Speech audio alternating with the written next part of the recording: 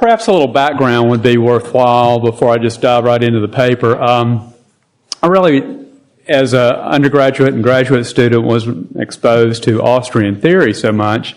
But I remember first coming across Keynes when a fraternity brother of mine was trying to take the Keynesian, teach me the Keynesian story, and over a few beers. And to tell you the truth, it never made any sense to me. You know, the paradox of thrift, as far as I could tell, the only paradox was why anyone would believe it. So at that point, you know, I knew I didn't like macroeconomics very much, but I continued on in my studies. And in graduate school, being exposed to neoclassical price theory, you know, I was a micro guy. And so, you know, I got into graduate school. I was taking all of them. Econometrics as a field of study, as well as finance and mathematical economics. And the more I learned about econometrics and mathematical economics, I began to realize that it seemed like all economists were doing was building mathematical puzzles that they would go out and estimate in ways that they couldn't possibly do. So I became disillusioned with economic theory in graduate school. And really, it was after graduate school that I began to be interested in reading Austrian economists. I ran across Hayek's critique of the neoclassical theory and his discussion of scientism, and it kind of set me on a particular road. In the early 90s, I was able to hear Roger Garrison present business cycle theory at a fee conference one summer. And it immediately set well with me because I was teaching finance at the time. I could easily see how artificially reducing interest rates could get business people to do make poor choices. And so that's really where this particular idea came from. So let's get into it. In most finance texts, they early on will present the Fisher separation theorem. And I just state it here. This is out of Copeland and Weston's old book, Financial Theory and Corporate Policy. And they just say, given perfect and complete capital markets, the production decision is governed solely by an objective criterion without regard to individuals' subjective preferences that enter into their consumption decisions. Well, graphically, here's what it looks like. You know, in other words, if we put in here a capital market, a financial market, then, and this is our production possibilities curve, then the individual is freed from making the decision. You know, the consumption and investment decisions can be separated out, or the saving and investment decisions can be separated out, and the individual could move. In terms of utility theory, up and down that line.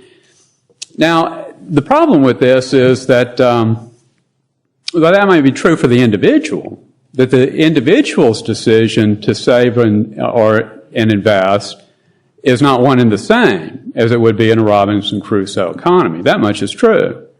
But it's wholly untrue that could be true in the economy as a whole.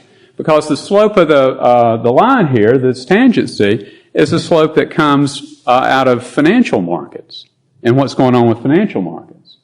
And so there's a fallacy of composition if I think that the economy as a whole, that we just separate out these decisions from one another because it can't be done that way.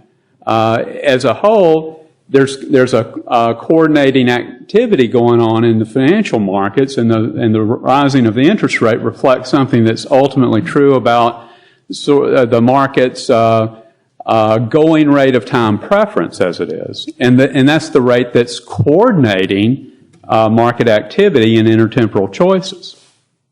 So while it might be true for the financial markets to allow an individual to save without making the investment decision, it's certainly not true in the aggregate economy.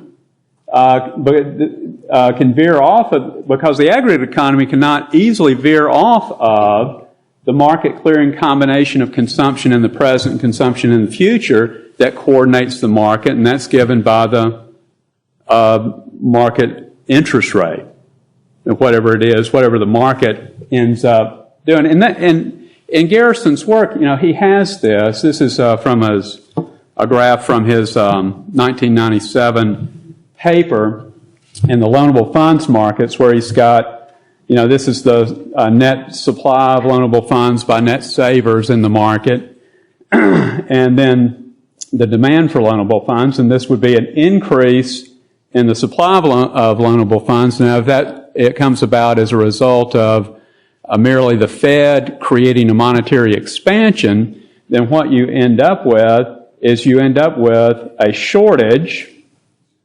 of loanable funds. In other words, savers are actually going to save less at this lower interest rate because time preferences have not changed.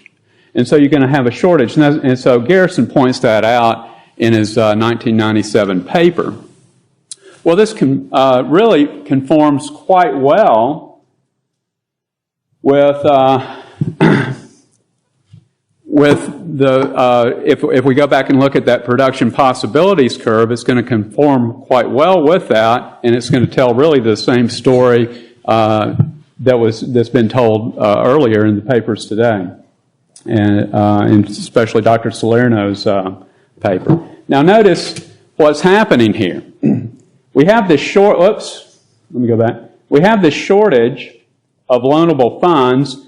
Businesses are trying to borrow more to invest in capital, but savers are saving less, and they're actually saving as if the rate of time preference were much higher in the market instead of lower. Why? Because there's no incentive. There's really no incentive to save. So now if I flip this back over and put it against the production possibilities curve, what we have going on is we have this mismatch.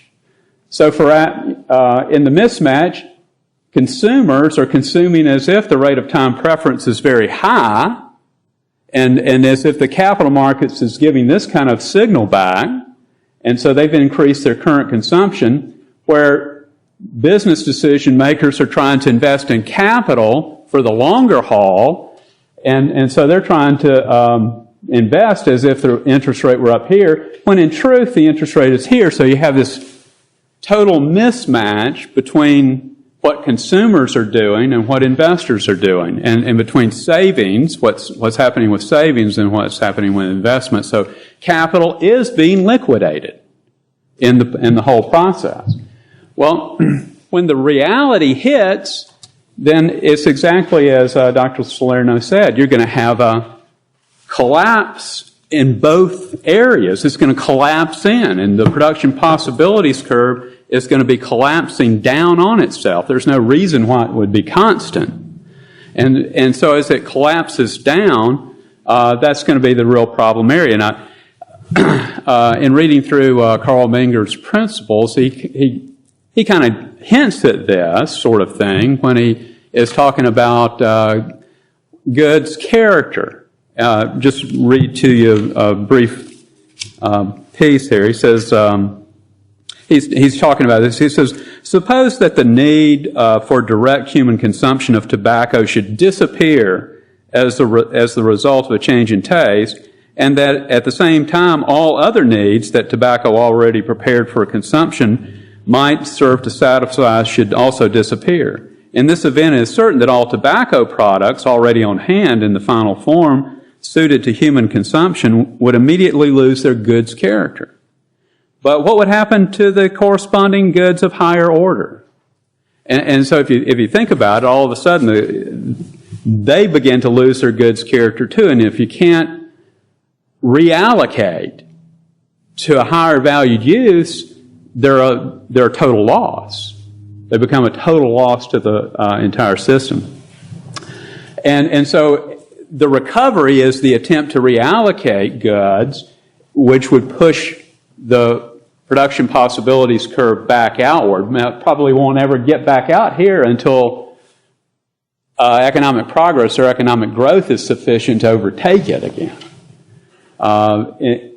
And the size of the bust, the size of the retrenchment, is going to be driven by how great the mismatch was, which will be driven by how large the monetary expansion was in relation to some of these things. So here are some points that could be made in arguing it and putting in this kind of graphical analysis that might work well with neoclassical theorists. That the depth of the recession depends on how large the shortage was, which is caused by how great the monetary expansion was.